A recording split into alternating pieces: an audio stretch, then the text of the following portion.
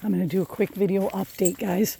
I just want to make it real quick because I definitely need the meditation time because I have so much going on. But here's Daisy, and this, I usually can't let her off the leash with Obi, but I've discovered that when I take her walking with Willie or Asher now, especially because of her condition, I think she's always been the one I think I could trust to stay more close to me anyway, but still, I wouldn't really normally trust a terrier off leash. And if she starts running too far with Obi, I'm definitely going to turn off the camera, but also I'm going to get her back on the leash, which I have with me.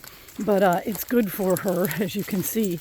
And the puppies are 3 weeks old yesterday, and they're growing like crazy, especially this one guy. And I always think it's harder when they have a heavy boy litter like that, because they eat really aggressively, and they're just like the one guy. To me, he's huge, but he's actually probably smaller than most of our litters. This litter was just right about the same size, maybe a tad smaller than everyone else. And so he's probably just about average, but he is the biggest. Oh, Obi, geez, knocked me over almost. And Obi's usually very graceful. With Dobermans, that never happens, but he literally just clipped my legs. Anyway, so much stress going on, guys. The great news, Daisy's a perfect mom. All that's good. Asher had that dang limp come back again from eating at his paws, which I'm always bragging about how we have no allergies, but I think seasonal grass is here because of the volume of rain is just what's been happening, because I gave him a Zyrtex finally yesterday. It didn't occur to me to do something like that, and he stopped chewing completely, so I think that was all the limp was. But I always get freaked out because he did have that always spot on his wrist, which was I don't know, we think it was like it was never a spot until recently, but ever since he was younger, he used to kind of yip if he jumped up on people and they got his wrist in a certain way. And yet that said, like, he's never really had a limp other than these occasional things that he gets with his paw. So I don't know. But anyway, one of my massive sources of stress is that my job that I've been doing at work, the partner that I had last year that was full-time retired, and they opened it up for full-time, and I feel somewhat obligated to apply for multiple reasons. Of course, economics, but also really do like my job, and it will give me a chance to contribute a little more by being full-time. But that said, I'm very anxious about it. And so the good news is I can't lose if I don't get it. I mean, I'm not trying to brag or anything, but I know I am a good counselor, and I know that the students really like me, and I love working there, and I think it's mutual on all angles. So there may be somebody better, younger, more diverse, a male. I don't know. You never know what is being sought at the time. And like I say, this is only my second time I've ever tried for a full-time job. And several really great counselors at our school have tried literally over a dozen times, and then they finally get it. And that's not for me. I decided I'm going to very selectively apply for certain ones, and it just so happens this one is now. And so that's why I've told all my current puppy owners they really do need to consider if they want another puppy from me, because there is a chance I won't even breed Daisy again. It's unlikely, and I really probably will, but anything can happen. That's what people don't understand with breeding. Is she's 3 now, and I now won't be able to get to it if I do get the job till she's 4.5. If I don't get it, like I say, there's a lot to also be grateful for, and I certainly don't have any ego issues at this point, so I'll just take that as meant to be.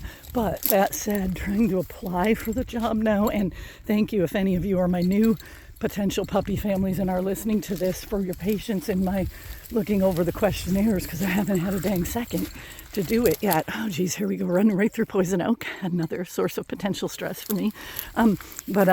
Anyway, everything else is great as far as the puppies. But yeah, I have, and thank God right now my part-time has been so incredibly flexible at the college that I am only working a lot of 2-day weeks for the next few weeks. So in that short time, the other 5 days, in addition to caring for the puppies, here I go up a huge hill again, you guys, which it always looks like a small hill, but it's bigger than it looks. Anyway, in addition to caring for the puppies, I'm going to be working on the resume, and that's at least about a 6-hour process of resubmitting all my stuff and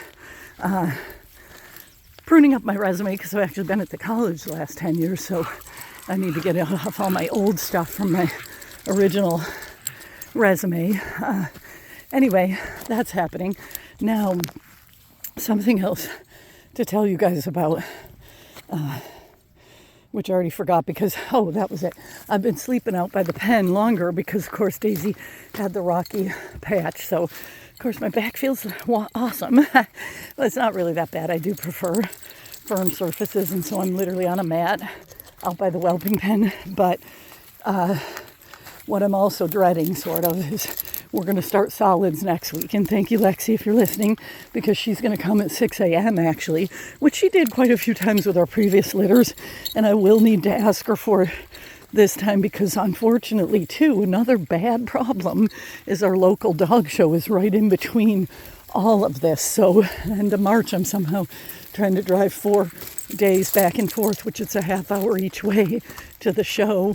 And then maybe we win and have to stop. Oh, no, Daisy, stay for groups. Good girl, Daisy. Here, hon. Goody. Here, guys. And so, anyway, there's that also. Sorry, you guys can probably hear I'm all over the board with the stress. And but the other thing is the food starts next week. And once that starts, good dogs.